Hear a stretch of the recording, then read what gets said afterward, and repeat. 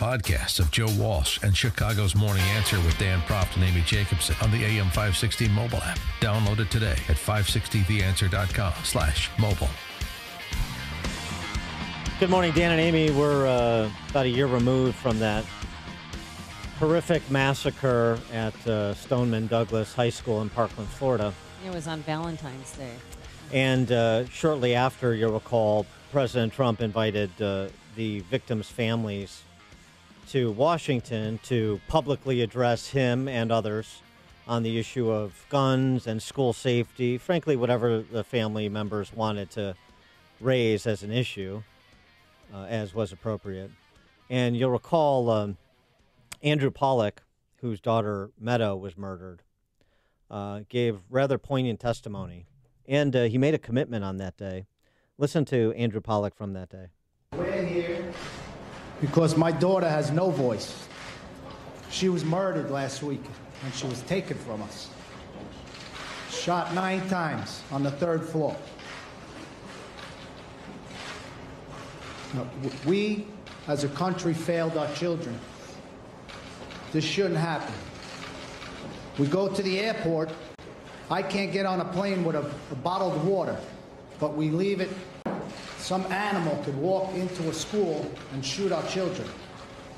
It's just not right, and we need to come together as a country and work on what's important, and that's protecting our children in the schools. That's the only thing that matters right now.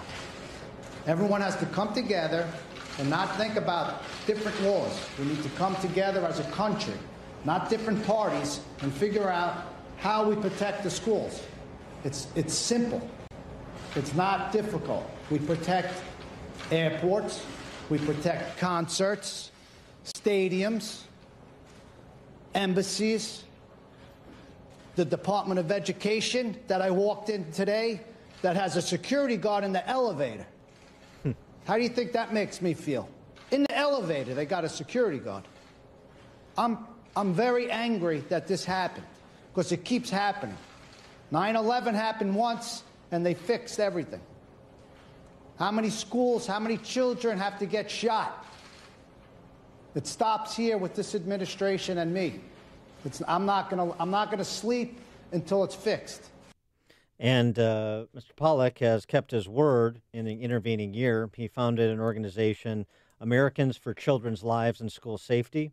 He's also co-written a book, Why Meadow Died, The People and Policies That Created the Parkland Shooter and Endangered America's Students. That's forthcoming, that book, so we'll be monitoring Amazon for that. And we're pleased to be joined to pick up this conversation by Andrew Pollack from my future home state of Florida. Andrew, thanks so much for joining us. Appreciate it. Oh, good morning. Good morning. Thank you for being with us. You caught my attention with this really incredible interview you gave to the Wall Street Journal a couple of weekends ago, or at least it was published a couple of weekends ago. And one of the things that you said that we developed in our discussion about it last week, but I'd like to hear from you first person, is that, quote, political correctness killed Meadow, unquote. What did you mean by that?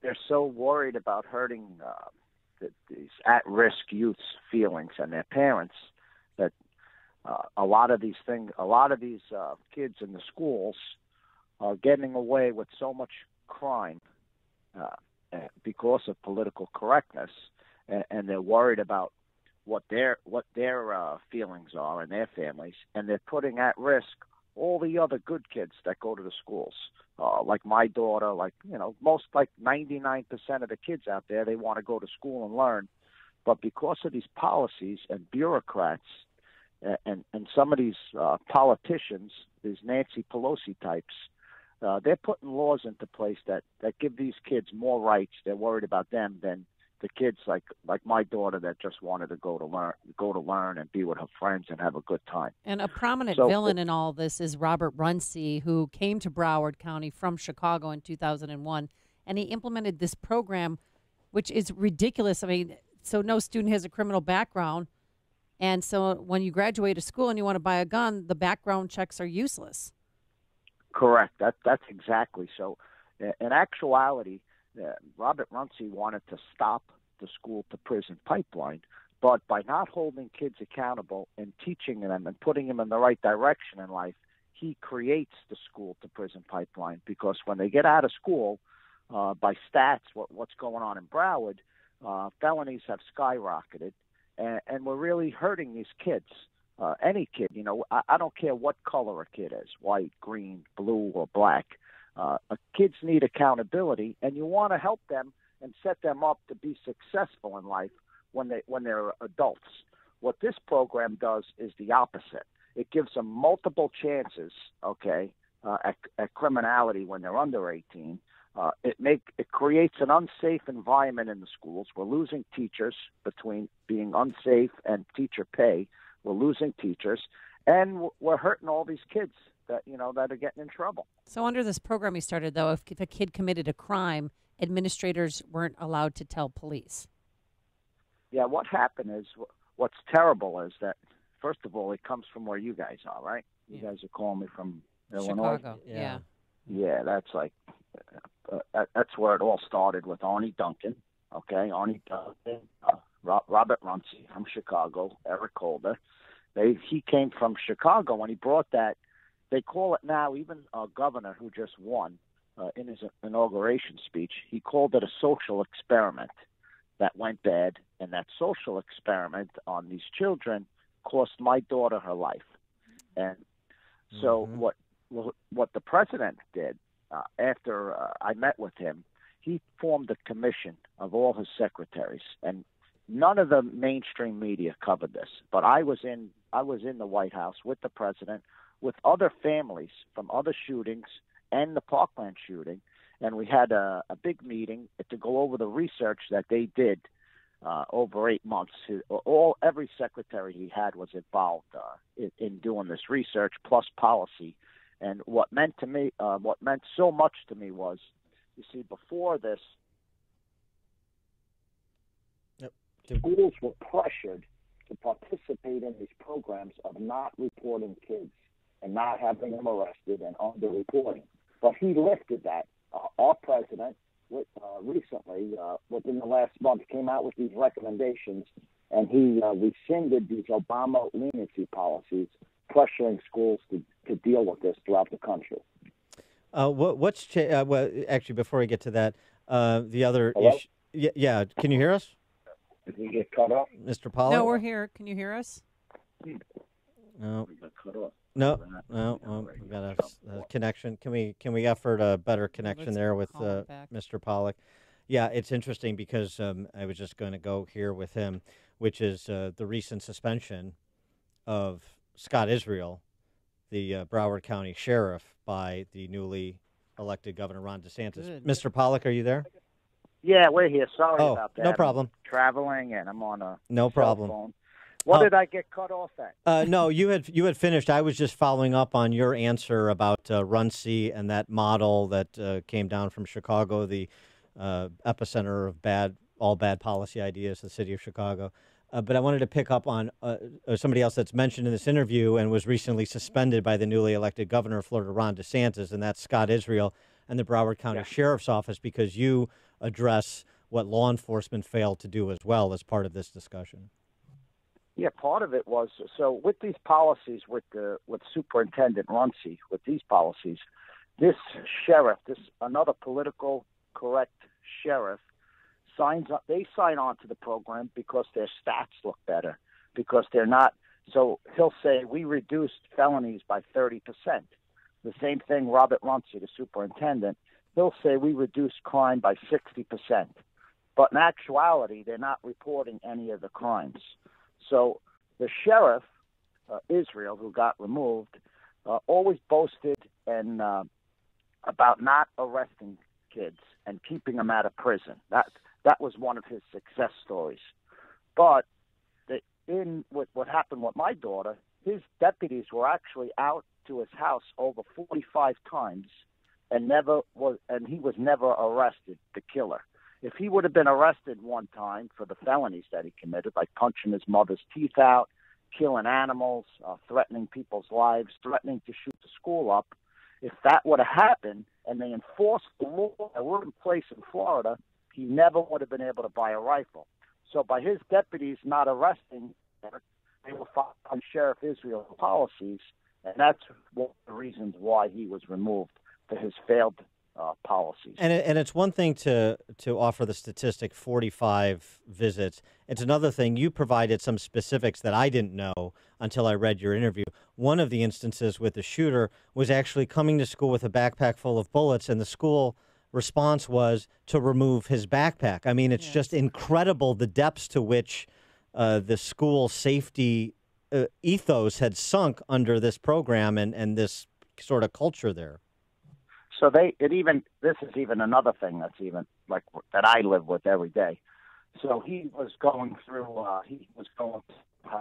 at Henderson Health. It's a behavioral clinic. Mm-hmm. And so he would dream of blood and killing people, right? They send him to school and they put him in LTC. That's where they put him at the school. Can you believe that? With the they go there. The JROTC teacher actually quit because of this kid. They took him away from shooting guns, and they put him there. And this is what happens when just so much incompetence. And I live with it every day. And I'm like a one-man machine here fighting for accountability, and I'm getting there little by little. And you filed wrongful death lawsuits, and you've also sued Scott Peterson, the armed deputy who was on the premises that day and chose to do nothing. How do you deal with that anger? This is what it means to me. With the wrongful death case, and I really we worked on it. I am the only parent out of everyone that did this with a lawyer. We have the wrongful death case on Peterson. Okay, that's the deputy, and then we also got Medina, who harassed girls at the school and watched him walk in with a rifle bag, okay? Off the street, a 40-year-old man watches a kid walk in off the street that came on an Uber with the rifle bags and walked through the gate and never calls code red. Like, forget it. Okay, say you don't want to confront them. You're scared of a little kid. So he never got on the radio either. So I got him on a wrongful death case also. But what I want is to expose everybody, all the failures, so it doesn't happen again. So with my wrongful death case, I could subpoena everybody in this school district and expose them, and that's what it's about for me, educating parents to look what they're looking at. Like, who would know? Like, if I knew I was sending my kid to a school where they actually allowed on his backpack, he had the black bed, the N-word, okay, on his backpack. He had swastikas on his clothes, and that's what they subjected my daughter at school. A kid like that at the school, that was that bad. It was so bad they wouldn't let him go to the school with his backpack, but they let him. So parents, everyone sends their kid to the school thinking that everything's okay. You're going to see them when they come home at the end of the day. But look what happened to me. So parents really need to know about these programs, and that's why I fight so hard, because there are options. There's options for parents to send them to different schools. What if anything has changed at the high school in Parkland since the shooting? Say that again. I couldn't hear you. What if anything has changed at the high school since the shooting? Well, that's the problem I have with the superintendent. Okay, he's still there. Yeah, he's still there. Okay, Even like we have an editorial board on the Sun Sentinel. It's one of the newspapers here. It's so liberal. They'd fit in real well in Chicago. That's how liberal they are. Okay. So they actually turned on the superintendent also and the sheriff. Okay. Okay. But the problem is you get like these school board members that they're bureaucrats. They're elected, local politicians, and they go along with this ideology of they believe in not holding kids accountable. Where if I explain it to anybody, they won't even believe it, that's how bad it is. But parents, they sneak it into these school systems and you don't know about it. So parents need to look at what's going on in their schools so they don't subject their kids to these at-risk youth kids that, we want to take care of them, but it shouldn't create an unsafe environment for our children. What if anything is your reaction to the sort of celebritization of some of the students from Parkland in the wake of the shooting? A couple of things I want to talk. I didn't answer the last question. Oh, okay.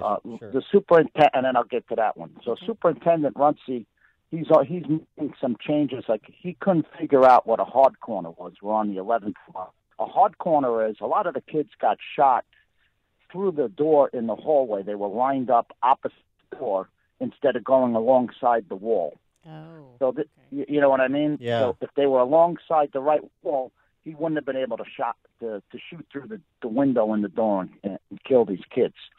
So we're on the 11th month now of putting the tape on the floor. They couldn't figure that out. But the main thing for me is he'll never address those policies that he brought to Broward of not arresting kids. So that's my problem. He can make all these security changes, but if you still have the criminals in the schools, what good is it if your kids are subject to them? And the other question you said, what was it again? About some of the students who've been amplified by the media, turned into celebrities. These kids, except for one, came back to Broward to help. There was one kid that left the March for Our Lives. That kid is Cameron Caskey. He actually came back to Broward, and he actually helped. He came to my school board race where we had someone running, and he did something. All the other students could care less. They got famous on the death of the students here. Okay, none of them came back to help in Broward. None of them put a tweet or anything. You know, there was a commission that worked on this for like 9 months. Sheriffs from all over the state, parents that lost kids were on it, lawyers, education people were on this commission, and did a lot of research for the 10 months on Douglas and how to prevent shootings. And these kids, not even one tweet about it, never came back to Broward, and you don't even hear from them. So they moved on. They got their claim to fame. And I don't hear from any of them except for that one, Cameron Caskey. Well, you're always in our thoughts and prayers, and I'm really, really looking forward to your book. When is it going to be released? I don't, we're working on it. It's almost done. Like every time we're ready to finish, you got to put something else in it that happened. Like getting when the sheriff was using the thing in Broward. He's really in ethical Democrats of Broward County, because they are probably the worst of the worst people I've ever dealt with. Is an unethical Democrat. And Broward County, if anyone just turns the news on, you could see it. We already removed the supervisor of elections, was a Democrat. Mm-hmm. You got a sheriff campaigning with Hillary Clinton in that election. He's removed, an unethical Democrat. Then we got Superintendent Runcie, who's putting his political agenda of statistics of not arresting kids, and he's another unethical Democrat. So this is what's going on in Broward, and that's it. I'm thinking, I don't like to categorize every Democrat, but the ones in Broward County, Broward's on a map. It's an embarrassment. I actually sold my house. I'm not even going to live in Broward anymore. Yeah, you're traveling around. We know something about unethical Democrats in Cook County, Illinois. Andrew Pollack, he's the founder of Americans for Children's Lives and School Safety. The book he co-wrote is coming out, so stay tuned for that. Be on the lookout for that. Why Meadow Died, the people and policies that created the Parkland shooter and endangered America's students. Andrew Pollack, thanks so much for joining us. Really appreciate it. Thank you. Have a great day. You too. Yeah. And he joined us on our turnkey.pro answer line. This is the morning show more Chicago radio listeners are choosing. This is Chicago's Morning Answer on AM 560. The Answer.